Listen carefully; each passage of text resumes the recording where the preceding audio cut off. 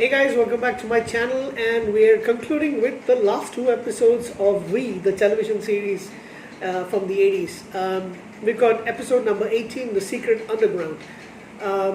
Basically, a computerized list of fifth column members have been taken by James. So, in order to protect their names, one of the fifth column members steals the disc and he escapes. However, he is shot, and as he's dying, he stumbles on his way into a hall where he is found by Philip, and he tells Philip about this. So Philip says he'll try to escape him. However, the guy dies, and they're looking for the disc. He mentioned something about a volcano, but Philip is not able to understand. So he mentions this in his next meeting with on Earth with Donovan and Julie and Kyle and Willie. This is the only visitors that we see in the couple of episodes. I don't know, for some reason. Julie's been missing for a couple of episodes as well. I don't know exactly what was going on, but I don't think they plan to end the show with just one season. So yeah, you can have some stars missing out on a couple of episodes here and there, as long as they return back for other episodes. Anyhow, you have this. I mean, since they know that there's some things going on, that they need to go and retrieve the disc, Donovan and Julie decide to pose as visitors, and they go above the mothership, which is the easiest thing in the world to do. At this particular point, they can decide to go there anyhow. However, they do something really cool, which I really liked in this particular episode. I'll tell you that in a little bit. So they go there and they meet the scientist who is conducting experiments on mind control for humans. So he's known as a collaborator. However, and the other thing is, he's a scientist who used to who used to study with Julie. They were lovers at one point. She left him because she wanted to concentrate on her career. He wanted to get married to her and start a family as soon as possible. However, she decided that for her career is very important, so they actually break up. I mean, she breaks things off with him and leaves him a note. They show that in flashbacks.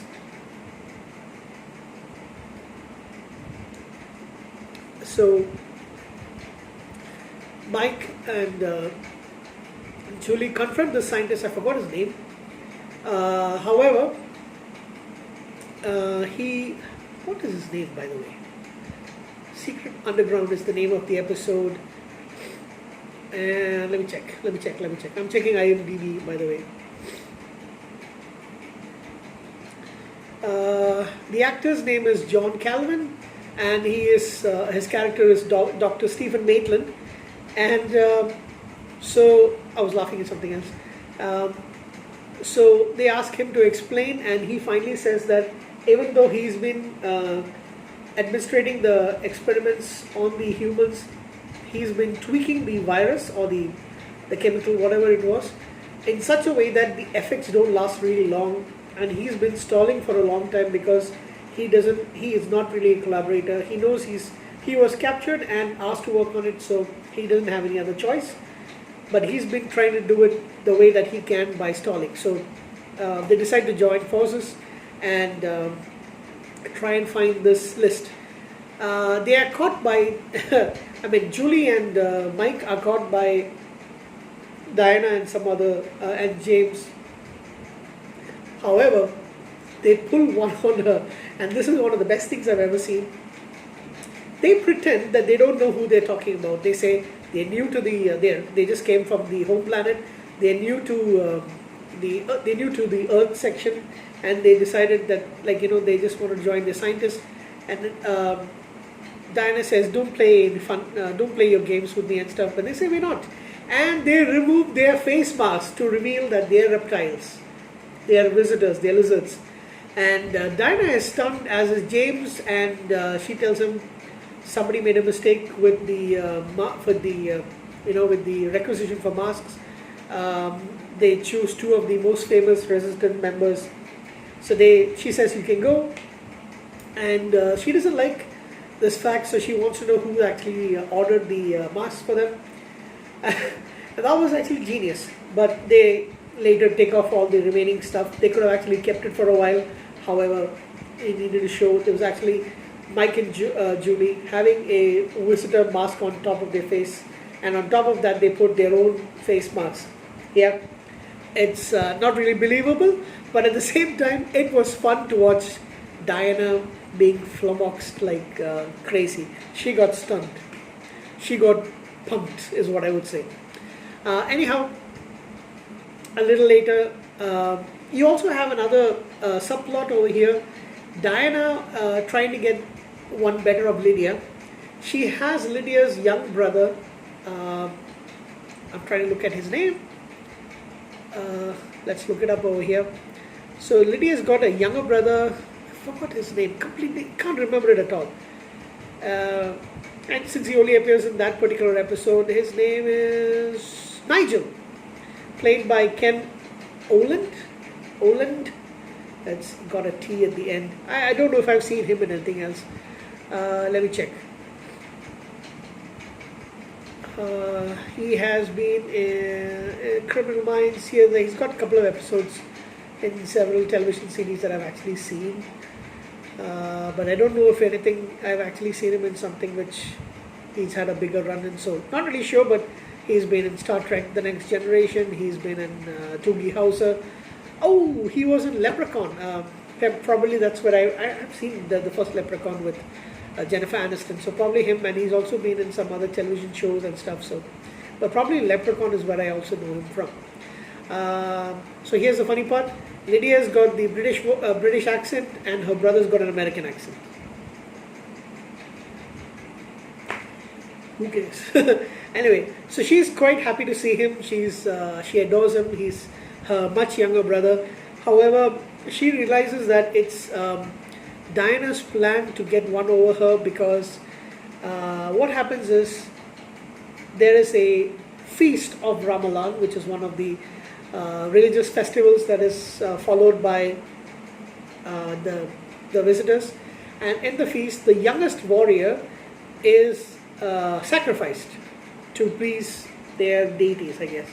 So it's been a long tradition that's there, conducted by the military, and because Nigel is transferred, I just thought of something funny. Nigel is a very British name, but he's played by an American. He's got an American accent. Anyhow, so Nigel got getting transferred onto the mothership at Los Angeles. He is now the youngest warrior because he was still in the academy. So Lydia realizes that this is a ploy by Diana. She knows he's going to be killed. So she goes to Diana and asks her, what game are you playing? I want to rescue my brother. So she says the only way is if Lydia will help her expose, and by now Diana knows, although she doesn't have any proof, that Philip is working as a fifth column member and is working with the resistance. So she wants Lydia to help her expose Philip. So she refuses, and she goes to Philip for help. Philip says there's not much he can do, so she plays her cards and says this is what Diana wants her to do. So if they both help each other, Philip can be saved, as well as her brother can be saved. So they decide to go along with it, and just at the very last moment, before the brother can be sacrificed, Philip decides that they're going to stop this particular barbaric ritual, and he says the three ranking officers can decide if they want to stop it, and it has to be all three. So he and Lydia agree, and then they look at Diana. Diana doesn't want to do it, but he says, I hear that you've been accusing me of being a fifth columnist, and that is a very severe crime if found that she's incorrect. So she's got a choice. She can actually vote with them and decide not to go along with the sacrifice, or face the trial of being guilty of accusing him. So she decides, okay, you can take your precious brother, but I know that you're a traitor and I'm going to expose you. So Nigel is saved. We never see him again, but it's the second last episode of the whole show. Anyhow, the resistance, they actually are caught once again. sorry, not both of them are not caught, but Julie is caught. She tries to seduce James. However, Diana catches on to her, and James is like, I wasn't going to actually have sex with her. That was a funny scene. So she's in this hall that they have where they were planning to have the banquet, and there is among the decorative thing, there's something that actually looks like a volcano. So there's a little bit of tete-a-tete between Julie and Diana, and when Julie looks back, she realizes that this is the volcano that the fifth column member was talking about. So when Stephen and Mike come in to rescue her, she goes and finds the disc. The three of them manage to escape, of course, easy as pie to escape from there, and they go back to Earth. Initially, both Stephen and Julie were planning on rekindling their relationship, and they wanted to get together. So Mike, for some reason which we don't actually talk about, somewhere down the line, Mike and Julie stopped being lovers, and they just were friends and colleagues. So Mike, Kyle, and Willie think that Julie's not going to come back with them. She's going to go with Stephen and live. Where's she going to live? That's I know where they're going to live. I don't really know what's going to happen. But Stephen says, I have my things to do in the fight, so he's probably going to join with some scientists or stuff. And he says, your place is with the Resistance. Once the war is done, come and look me up or something like that. So she decides, sadly, that yeah, she's going to rejoin the Resistance. And thus ends that particular episode. And then we come to the final episode that was ever shown on TV for this nostalgic relook back at this particular series. The Return, episode number 19. The Resistance is cornered. They're about to be probably taken out by James and his men. And all of a sudden, you hear Philip's voice saying, cease all hostilities, and every visitor has got to return back to the mothership. There is a ceasefire. James is about to ignore the order, but he hears Philip's voice once again, and all the visitors go back. They go back to the mothership, and it's just the humans on the planet. So they don't really know what's happening. However, we see that the leader, now this guy's got mystical powers as well. He is on his way to Earth, and he's coming to negotiate peace and see whether they can actually live together. I mean, when I say live together, I'm talking about humans and aliens and the Resistance, humans and the lizards. But he's communicating to Elizabeth telepathically, and you can hear his voice coming out of her mouth. So she is now changed. She is completely accepted the fact that she's going to be going to stay on the visitor's mother planet and join the leader. Kyle is of course devastated. He tries to talk to Elizabeth, but she says this is beyond humanly love. This is beyond physical love. This is what my purpose is. I'm supposed to be part of this peace treaty, and I'm supposed to go back to their home planet. So the visitors decide to invite the Resistance to the mothership. No hostilities, no fights, and before the leader actually comes in. So now Diana knows that Philip is helping the Resistance, because suddenly she looks at Philip and Mike. They're very, very friendly. So they have this kind of fencing thing, which is like some energy swords. So Mike is fascinated with this sport. It's kind of like fencing, but they have it's kind of laser weapon. So Philip asks him if you want to play it, but without the charges, so it's not lethal. However, Diana has James charge the weapons instead, and when they're fighting, it actually shows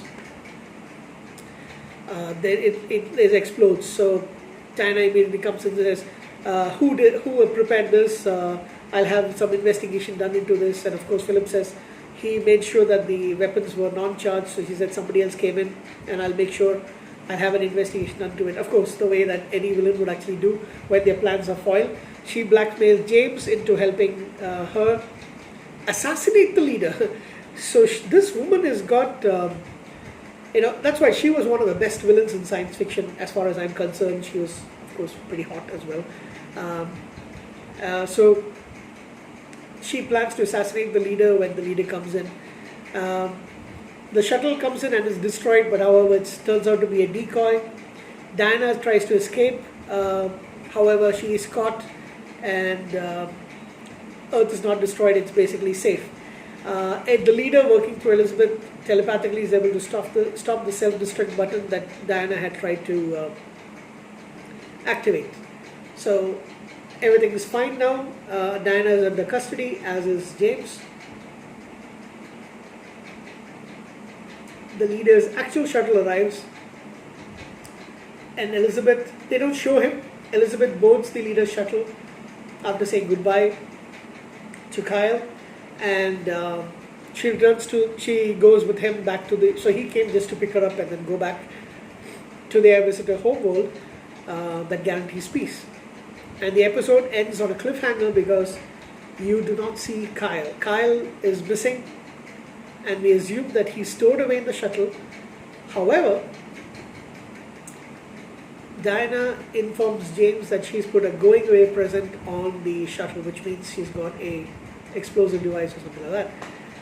We never get to know what happens because the series got cancelled as the next episode was being shot in production, and it ends on that note. And thus ends a great science fiction. I would say it's a very good science fiction series. For me, mainly due to nostalgic reasons. Excuse me, I'm burping all over the place. Mainly due to nostalgic reasons, this is one of the best science fiction television shows, one of the best television shows for me personally. I know it's got a lot of flaws. I know they did a lot of stupid decisions in production. They did a lot of showed a lot of stock footage. They messed things up. They killed off a lot of the amazing characters.